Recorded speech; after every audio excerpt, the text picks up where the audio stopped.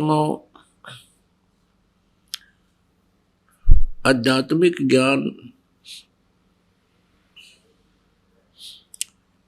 इतना उलझ चुका है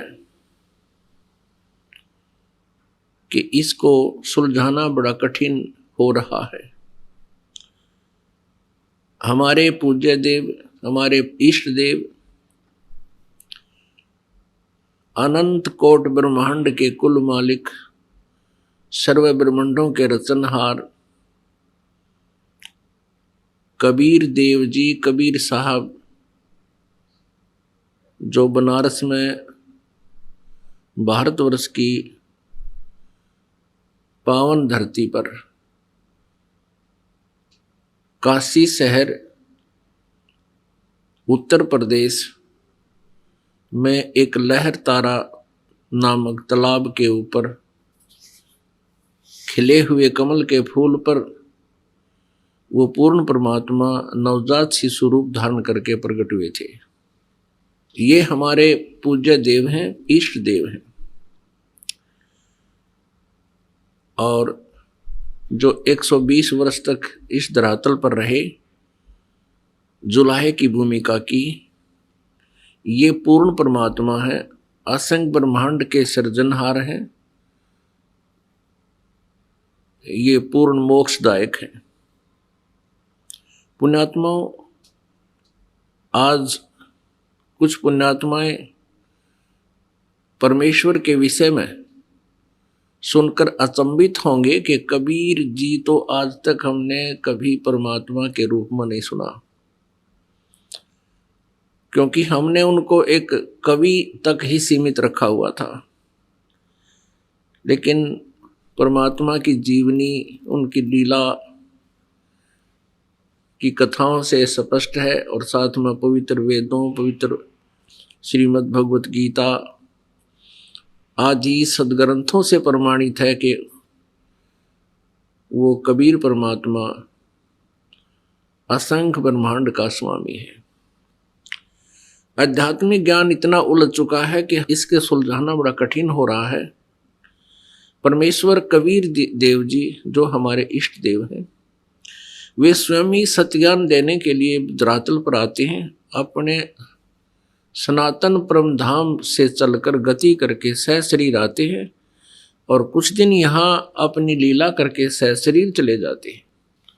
तो उन्होंने स्वयं ही आकर के अपनी प्यारी आत्माओं को ये यथार्थ ज्ञान बताया। उन्होंने यहाँ देखा कि कोई भी व्यक्ति, कोई भी संत, कोई भी ऋषि देव तत्व ज्ञान से परिचित नहीं है,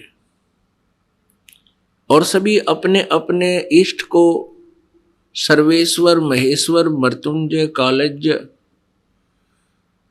सब ब्रह्मांडों के स्वामी कह करके उनकी पूजा में लगे हुए हैं। अब परमेश्वर कबीर देव जी ने क्या कहा कि नौ मन सूत उलझिया, ऋषि रहे झकमार, और सतगुरु ऐसा सुलझा दे, उलझे ना दूजी बार। कुछ श्रद्धालु, कुछ संत गुरु श्री कृष्ण जी को अनंत करोड़ ब्रह्मांड का नायक बताते हैं, ब्रह्मांडों का रचनहार बताते हैं, पूर्ण परमात्मा बताते हैं। अब जो श्री कृष्ण जी को समर्थ बताते हैं, सर्वेश्वर बताते हैं, उन्होंने लगता है सदग्रंथों का अध्ययन नहीं कर रखा, दंत कथा सुना रहे हैं। देखिएगा श्री शिव पुराण, संक्षिप्त शिव पुराण, सचित्र मोटा टाइप, गीता प्रेस गोरखपुर से प्रकाशित है ये, और संपादक हनुमान प्रसाद पोदार, प्रकाशक एवं मुद्रक हैं गीता प्रेस गोरखपुर, गोविंद भवन कार्यालय कोलकाता का संस्थान। ये इनके फोन और फैक्स नंबर है। इसके 560 पृष्ठ पे ये है उमा संहिता, और पृष्ठ नंबर 560 पे ये 561 है। यहाँ पर हम यहाँ से पढ़ते हैं। उस समय पुत्र की प्राप्ति के निमित्त श्री कृष्ण के हिमवान पर्वत पर जाकर महर्षि उपमन्यु से मिलने उनकी बताई हुई पद्धति के अनुसार भगवान शिव की प्रसन्नता के लिए तप करने, उनके तप से प्रसन्न होकर पार्वती, कार्तिकेय तथा श्री गणेश सहित शिव के प्रकट होने तथा श्री कृष्ण के द्वारा उनकी स्तुति पूर्वक वरदान मांगने की कथा सुनाकर संत कुमार जी ने कहा, श्री कृष्ण का वचन सुनकर भगवान भव यानी शिव जी उनसे बोले, वासुदेव तुमने जो कुछ मनोरथ किया है वह सब पूर्ण होगा। इतना कहकर त्रिशूलधारी भगवान शिव फिर बोले, यादवेंद्र तुम्हें सांब नाम से प्रसिद्ध एक महापराक्रमी बलवान पुत्र प्राप्त होगा। एक समय मुनियों ने भयानक संवर्तक यानी प्रलयंकर सूर्य को शाप दिया था, तुम मनुष्य योनि में उत्पन्न होगे, अतः वे संवर्तक सूर्य ही तुम्हारे पुत्र होंगे। इसके सिवा जो जो वस्तु तुम्हें अभिष्ट है वह सब तुम प्राप्त करो। संत कुमार जी कहते हैं, इस प्रकार परमेश्वर शिव से संपूर्ण वरों को प्राप्त करके श्री कृष्ण विविध प्रकार की बहुत सी स्तुतियों द्वारा उन्हें पूर्णतः संतुष्ट किया। तदंतर भगत वसल गिरिराज कुमारी यानी पार्वती ने शिवा ने प्रसन्न हो उन तपस्वी शिव भगत महात्मा वासुदेव से कहा, यानी कृष्ण से कहा। पार्वती बोली, परम बुद्धिमान वासुदेव नंदन श्री कृष्ण, मैं तुमसे बहुत संतुष्ट हूं।